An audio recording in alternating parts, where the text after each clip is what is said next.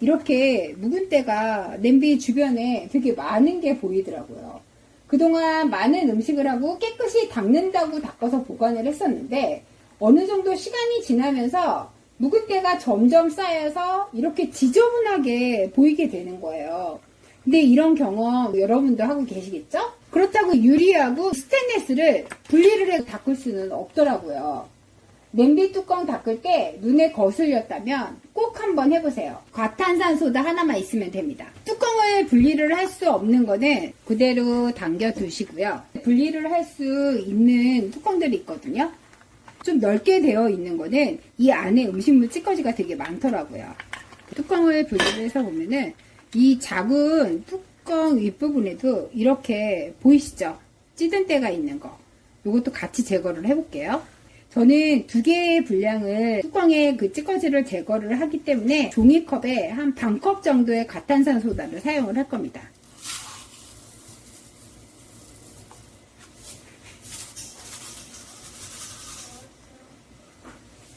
이렇게 살살 뿌려주신 다음에요. 그 다음에 물을 끓인 다음에 그대로 그냥 부어주시기만 하면 돼요.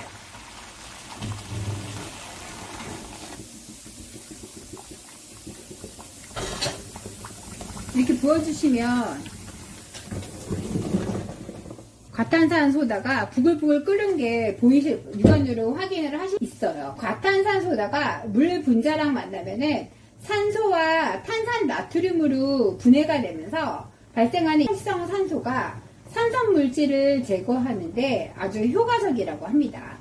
냄비 뚜껑에 보통 묻어있는 때는 보통 지방 성분이라는데 이런 때를 제거하는 데는 아주 효과적이에요. 보통 한 30분 아니면은 좀 때가 오랫동안 지속이 됐다 하면은 한 1시간 정도 이렇게 불리시면 돼요. 이런 작업을 할 때는 환기가 필수인 거 알고 계시죠? 30분에서 1시간 정도 흐른 다음에 이런 못 쓰는 칫솔이나 세척솔 가지고 이 틈새를 청소를 하시면 돼요.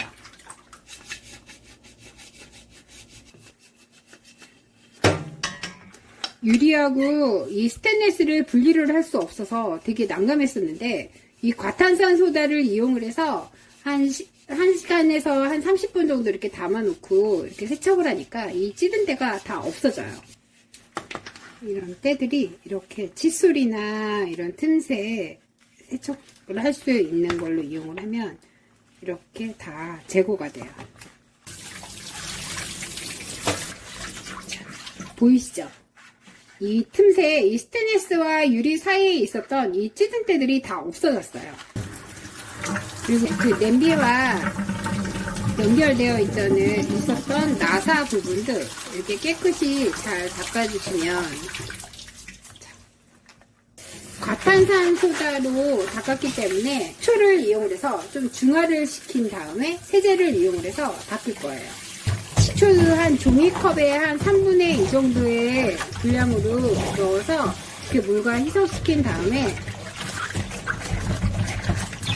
소독도 되고 살균도 되는 그런 효과가 있습니다. 그리고 주방 세제를 이용을 한 다음에 다시 한번 이렇게 깔끔하게 닦아주시면 돼요.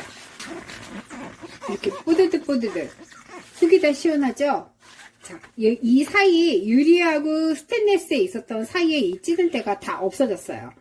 여러분들 집에 있는 과탄산소다를 이용해서 냄비 뚜껑을 한번 청소를 해보시길 바래요.